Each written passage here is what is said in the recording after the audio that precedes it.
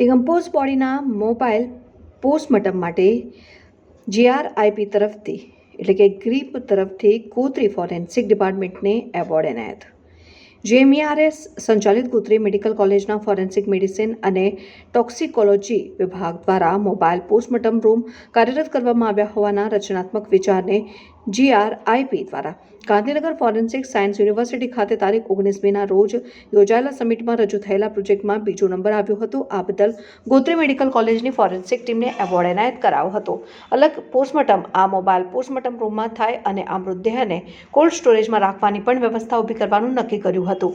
આ રચનાત્મક વિચારને તેમણે અમલમાં બનાવીને મોબાઈલ પોસ્ટમોર્ટમ રૂમ બનાવી દીધો હતો અને 4 મહિનાથી ગોત્રી ખાતે આ મોબાઈલ પોસ્ટમોર્ટમ રૂમ કાર્યરત છે, જેમાં 8 ડિકમ્પોઝ બોડીના પોસ્ટમોર્ટમ કરવામાં આવ્યા છે, જેના લીધે બીજા પોસ્ટમોર્ટમ રૂમમાં અન્ય મૃતદેહ સાથે રખાયેલી બોડીને કોઈ નુકસાન ન થાય અને પોસ્ટમોર્ટમ રૂમમાંથી દુર્ગંધ ફેલાય નહીં.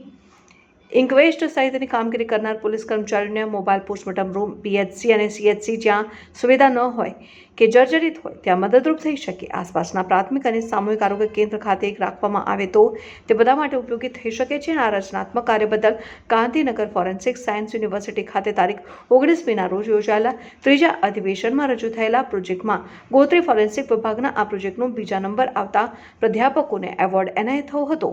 ગોત્રી હોસ્પિટલના સુપ્રિન્ટેન્ડન્ટ અનુપ ચંદાનીએ ફોરેન્સિક ડિપાર્ટમેન્ટના હેડ ડોક્ટર હિતેશ રાઠોડ અને તેમની ટીમનો આભાર વ્યક્ત કર્યો હતો. રાજ્ય સરકારના ફેમિલી હેલ્થ એન્ડ વેલફેર ડિપાર્ટમેન્ટની સાથે જોડાયેલ ગ્રીપ એટલે કે ગુડ રેપ્લિકેબલ ઇનોવેટિવ પ્રેક્ટિસ સંસ્થા દ્વારા એક સમિટનું આયોજન કરવામાં આવ્યું હતું. આ સમિટ જે ગુજરાત સરકારમાં જે આરોગ્ય, મેડિકલ અને પેરામેડિકલમાં જે જોબ કરે છે અને એમના ઇનોવેટિવ આઈડિયાને એક પ્રોત્સાહિત કરવા માટે અને ઇનોવેટિવ આઈડિયાને એક લેવલ સુધી લઈ જવા માટેનું એક સારી સમિટ છે. ગ્રીપ દ્વારા છેલ્લા 3 વર્ષથી આનું આયોજન કરવામાં આવે છે. આ ત્રીજું વર્ષ હતું, જેમાં 80 જેટલા પ્રોજેક્ટ હતા, જેને તથજ્ઞની ટીમ દ્વારા 40 પ્રોજેક્ટને પાસ કર્યા હતા. 40 પ્રોજેક્ટમાંથી 26 પ્રોજેક્ટને પ્રેઝન્ટેશનનો મોકો આપ્યો હતો. તેમાં 15 પોસ્ટર પ્રેઝન્ટેશનમાં ગોત્રી મેડિકલ કોલેજને દ્વિતીય નંબર આવ્યો છે. હવે ગોત્રી મેડિકલ કોલેજ અને હોસ્પિટલના ફોરેન્સિક મેડિસિન અને ટોક્સિકોલોજી ડિપાર્ટમેન્ટ દ્વારા એક મૂવેબલ પોસ્ટમોર્ટમ રૂમનું નિર્માણ કરવામાં આવ્યું હતું. મૂવેબલ પોસ્ટમોર્ટમ રૂમનો મુખ્ય હેતુ એ કે જ્યારે આપણે એક દુઃખદ ઘટના ઘટી હતી પ્લેન ક્રેશ જેવી ઘટના, કદાચ એવી કોઈ ઘટના ઘટે તો ઇઝીલી આપણે પોસ્ટમોર્ટમ કરી શકીએ, કોઈને તકલીફ ના પડવા દઈએ અને મેડિકો લીગલ કામગીરી સુધરતાથી થઈ શકે. એના માટેનો અમે એક ઇનોવેટિવ આઈડિયા મૂક્યો હતો, જે હાલ કાર્યરત છે અને અત્યારે એમાં 8 જેટલા ડીકમ્પોઝ બોડીના પીએમ કરેલા છે. બીજો એનો ઉપયોગ જે ડીકમ્પોઝ બોડી એટલે કે જે બોડી 2 થી 3 દિવસ પછી જેમાં વાસ આવવા મળે છે અને દુર્ગંધ મારે છે અને જીવાતો પડે છે, જો આવા બોડીને આપણે ફ્રેશ બોડી કે જે બીજી બોડી છે એની સાથે કોલ્ડ સ્ટોરેજમાં રાખીએ તો સમગ્ર પીએમ રૂમમાં વાસ ફેલાય. સાથે સાથે તેના સ્વજનો પીએમ રૂમમાં આવે તો તેમને પણ બેસવું મુશ્કેલ પડી જાય. સાથે પોલીસને ઇન્ક્વેસ્ટ ભરવામાં કે પોલીસ પેપરવર્કમાં બી તકલીફ પડે, સ્ટાફ, ડૉક્ટર સ્ટાફ તમામને તકલીફ પડે. તો આ સમસ્યાના નિવારણ માટે અમે ડીકમ્પોઝ એટલે કે જે બોડીમાં સડો આવેલો છે એ બોડીના અલગ રૂમનું અમે વ્યવસ્થા ઊભી કરી હતી.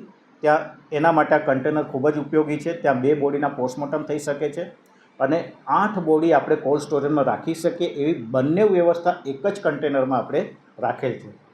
બીજું કે જ્યારે આપણે પીએસસી, સીએસસી ગ્રામ્ય લેવલે જે પોસ્ટમોર્ટમ રૂમની હાલત જોઈએ છે, જો એ ઇમ્પ્રૂવ કરવું હોય તો આ કન્ટેનર એનો બેસ્ટ ઇલાજ છે.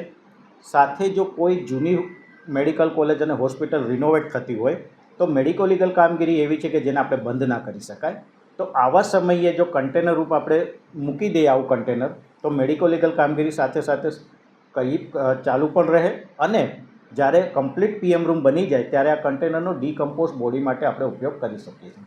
જનરલી આપણે હોનારત સમયે કોઈ પણ સાધન સામગ્રી બનાવીને મૂકી હોય છે એ ઘણીવાર કે ઉપયોગમાં ના આવતા બગડતી હોય છે, પરંતુ આ એક એવો પ્રોજેક્ટ છે કે આ એવું ઇનોવેટિવ આઈડિયા છે જે સતત ઉપયોગમાં બી રહે છે. હાલ અમે ડીકમ્પોઝ બોડીના પોસ્ટમોર્ટમ કરી રહ્યા છે અને કોલ્ડ સ્ટોરેજનો પણ ઉપયોગ કરીએ છીએ અને એકદમ સ્વચ્છ અને સારો પીએમ રૂમનું નિર્માણ કરવાનું હજુ જે કામ થયું છે બાકી છે, પતાવીશું અને ભવિષ્યમાં આને અપડેટ કરી અને સોલર પેનલ સાથે એને મૂવ ઇઝીલી થાય એ વ્યવસ્થા પણ અમે કરીશું. દ્વિતીય નંબરે એવોર્ડ પણ આપવામાં આવ્યો છે.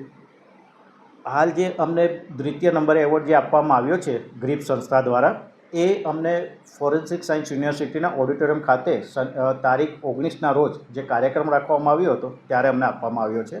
અને આ જે મૂવેબલ પોસ્ટમોર્ટમ રૂમ આખા ગુજરાતમાં એકમાત્ર ગોત્રી મેડિકલ કોલેજ અને ફોરેન્સિક ડિપાર્ટમેન્ટ જોડે છે. એના માટે હું મારા superintendent Shri doctor Anup Chandani sir, અમારા dean Shri doctor Vishala Pandya madam, તેમજ મારા સાથી મિત્રો ડૉક્ટર ઉત્તમ સોલંકી, તેમજ મારા સાથી મિત્રો ડૉક્ટર કૃણાલ, ડૉક્ટર સંકેત, ડૉક્ટર નયન, ડૉક્ટર જમીની, ડૉક્ટર સુનિલ સુર્વે, તેમજ મારા સ્ટાફનો હું આભાર માનું છું કે તમામે સંયુક્ત પ્રયાસથી આ એક ઇનોવેટિવ આઈડિયા મૂકેલો છે અને એને હાલ કાર્યરત કરેલ છે. વિશેષમાં હું જણાવું તો હાલ જે રાત્રિ પીએમનો જે આપણે ચર્ચા ઘણીવાર થતી હોય છે એના 2 શબ્દ હું આપને કહી દઉં કે રાત્રિ પીએમ એ સુપ્રીમ કોર્ટની ગાઈડલાઇન પ્રમાણે જ થતું હોય છે. ઘણાને કદાચ કાયદાનું નો નોલેજ ના હોય તો હું જણાવું કે સુપ્રીમ કોર્ટની ગાઈડલાઇન પ્રમાણે જ આપણે રાત્રિ પીએમ પણ અમે કરી શકીએ છીએ.